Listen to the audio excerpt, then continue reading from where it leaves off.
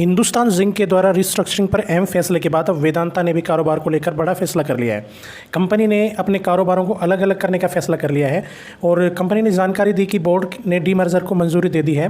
मिली जानकारी के अनुसार कंपनी के कारोबार को 6 लिस्टेड कंपनियों में बांटा जाएगा। वेदांता लिमिटेड के जो शेयर होल्डर्स हैं उनको 5 अन्य लिस्टेड कंपनियों के शेयर जारी किए जाएंगे, यानी एक शेयर के बदले सभी कंपनियों को एक एक शेयर दिया जाएगा। अगर वेदांता का आपके पास एक शेयर है तो आपको सभी जो 5 नई लिस्टेड कंपनियां हैं तो डीमर्जर के बाद उनका एक एक शेयर आपको मिल जाएगा। रहा नहीं जाता। वेदांता लिमिटेड के अलावा Vedanta aluminium, Vedanta oil and gas, Vedanta power, Vedanta steel and ferrous limited, Vedanta base metals शामिल होंगी। कुछ समझ नहीं आया लेकिन अच्छा लगा। ये डीमर्जर वर्टिकल स्प्लिट होगा जहां किसी सेगमेंट के शुरुआती लेवल से लेकर अंतिम लेवल तक सभी को एक ही कंपनी देखेगी। जानकारी के अनुसार वेदांता लिमिटेड सेमीकंडक्टर यूनिट को अपने पास रखेगी।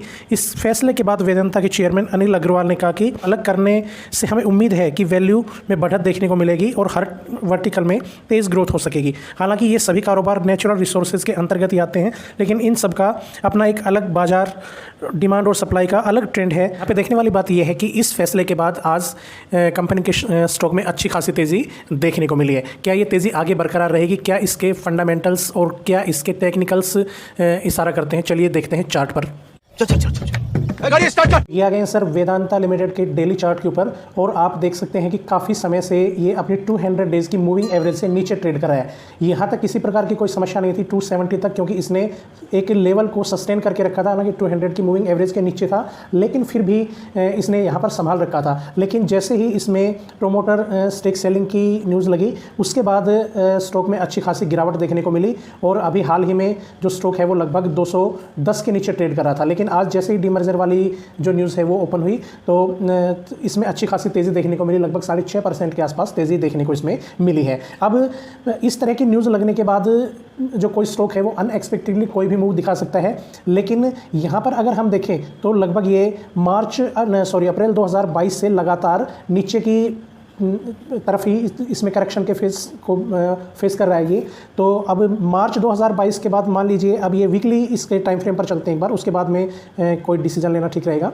अब ये वीकली टाइम फ्रेम की करेक्शन पे वीकली टाइम फ्रेम के चार्ट पर हम आ गए हैं और वीकली की 200 के भी नीचे ये स्टॉक जो है वो इसको ब्रेक करके नीचे की तरफ अभी ट्रेड कर रहा है। तो इस तरह के अमूमन जो चार्ट होते हैं उसमें स्टॉक में पूरे चांसेस होते हैं कि वो लगभग 1.5 से 2 साल के आसपास तक की करेक्शन यहाँ पे कर सकता है। तो अब ये मान के चलिए कि मार्च 2022 के बाद यहाँ पे आपको लगभग 1.5 साल के आसपास का समय अभी हो जाएगा, लेकिन फिर भी हो सकता है कि ये मार्च के आसपास जो स्टॉक है वो बिल्कुल अपनी तेज़ी दिखाए। लेकिन यहाँ पे आप देखिए कि एक जो कैंडल बनी है वो एक ट्रेंड रिवर्सल कैंडल आप बनी है, हैमर टाइप कैंडल बनी है ये। तो इस तरह की कैंडल है वो एक स्ट्रॉन्ग रिवर्सल का साइन होता है। वो एक अलग बात है कि ये वाली कैंडल एक न्यूज़ के बेस पे बनी है, तो इसके ऊपर हमें बहुत ज़्यादा सस्टेन करने की बजाय, बहुत ज़्यादा रिलायबल होने की बजाय हमें थोड़ा सा इसको और वॉच करना पड़ेगा कि डीमर्जर वाली न्यूज़ फर्दर क्या आती है और उसका क्या इंपैक्ट इसके ऊपर दिखाई देता है।